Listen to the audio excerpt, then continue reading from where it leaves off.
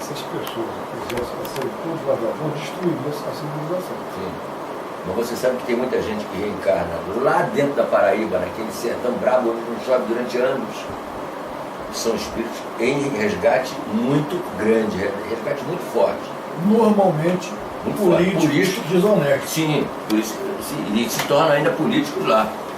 Podem até tentar, mas vai lhes faltar tudo que eles subtraíram indevidamente antes. Sim. Não tem erro. É como aquelas grandes, imensas populações pobres, uma miséria desgraçada. Deus não faz ninguém pobre. Deus coloca todos com tudo que precisa.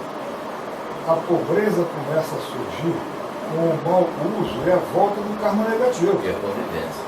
A convivência.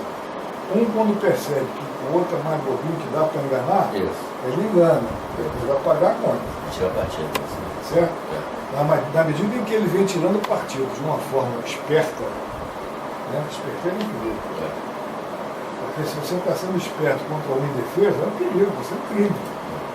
Totalmente é um crime, você vai pagar por aquilo. Você está tirando o pão de alguém, o sujeito, ele é meio bobão, tem filhos. Aí você engana um cara que é meio bobão porque ele é meio bobão. Você tomou o pão dos filhos dele, cara. Você vai ser pobre. Então, a colocação do budista sobre esse ponto de vista, eu acho ela poderosa. Você não acha que o budismo, desse ponto de vista, ele vai muito de encontro à neurolinguística, né?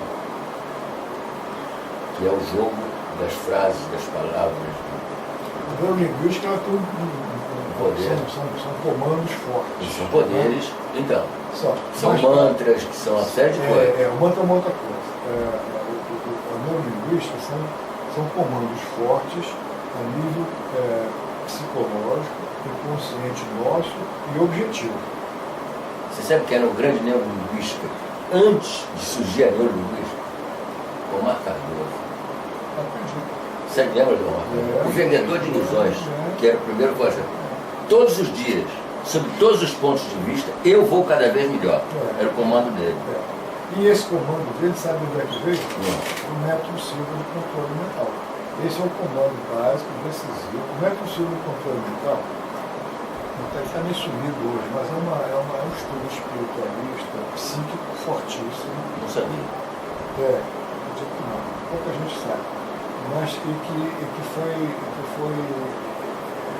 O Silva é um americano da fronteira com o México, que tinha 12 filhos.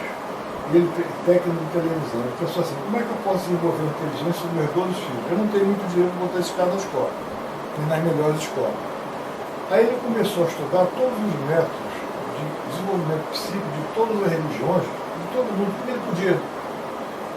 E aí criou um método Silva, que depois ficou conhecido como método Silva de controle mental, em que ele puxou coisa de todas as religiões, do budismo, as melhores coisas do catolicismo. Tem gente que puxou muita coisa do judaísmo. Também, do judaísmo. As culturas todas têm informações valiosas sobre essa questão do desenvolvimento psiquico-humano.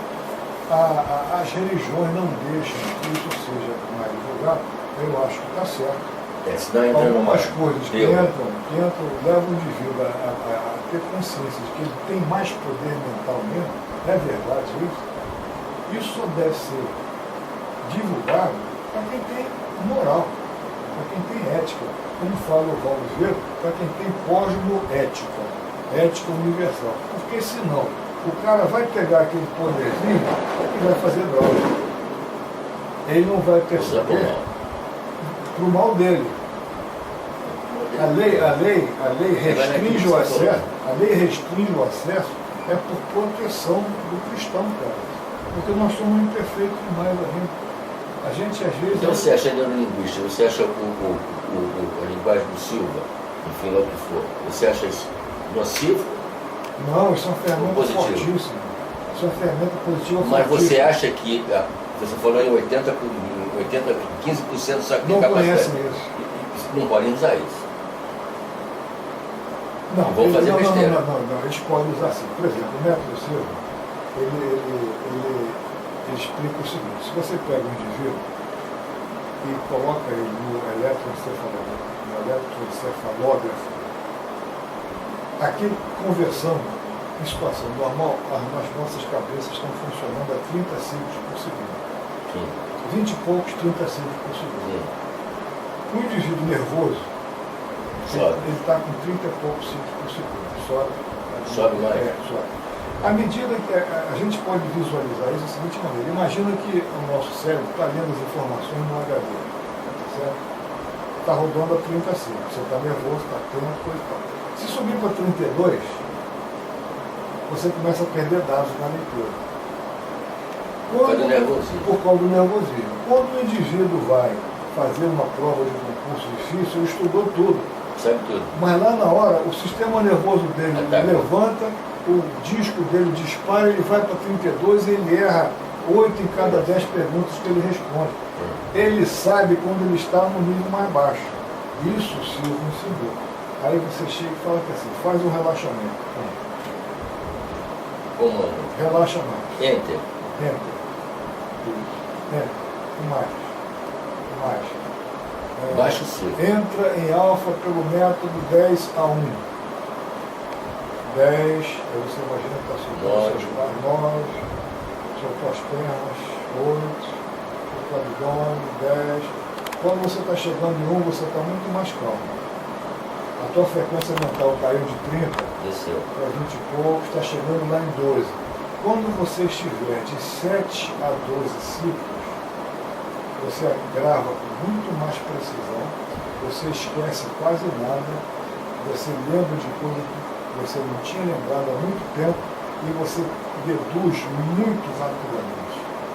É uma das frequências do sono. É. Que é um mistério. Mas hoje está sendo muito estudado isso. Então a frequência do sono é exatamente a frequência de alfa, de 7 a 12 ciclos por segundo. Isso. É exatamente nesse período. Quando você está agitado, depois você sobe e não consegue dormir. E não consegue sonhar, não consegue fazer mais nada, porque todos os sonhos são nessa fase. 4, 7, você vai de pé. Abaixo disso você vai para 2 ciclos por segundo e você está em coma. Certo? Tem um momento do sono que o sujeito faz um sono muito profundo, que ele está quase que é uma coma. Que é quase coma. Se você sacudir o sujeito, ele não acorda pela hora. Ele fica ali um tempinho até ele sair daquele período. Depois que sai desse primeiro mergulho... Mas por quê? Porque ele está espiritualmente numa transição muito longa. Com certeza. Para sair do espiritual dele, sair de onde ele está, para vir para a Terra, apesar de viajar mais do que na velocidade da luz, ele tem que vir. E às vezes não pode vir. Isso deve acontecer. Mas eu acredito que no caso comum é uma necessidade de recuperação orgânica, não mais profunda. A gente desliga muita coisa para refazer, explicar também, mas esse momento que você fica apagadão, uma série a bioquímica orgânica está refazendo o hormônio, está recompondo o nível hormonal, aí ele desliga tudo para poder rearrumar. É uma cirurgia espiritual. Ele fecha para dar uma regular geral.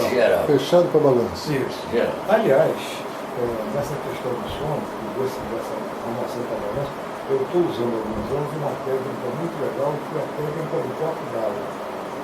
Você se levanta de manhã cedo, antes de fazer mais nada, toma um copo d'água, depois toma outro copo d'água e fica 15 minutos sem fazer nada. Vai cuidar de outras coisas, mas não come, não bebe nada.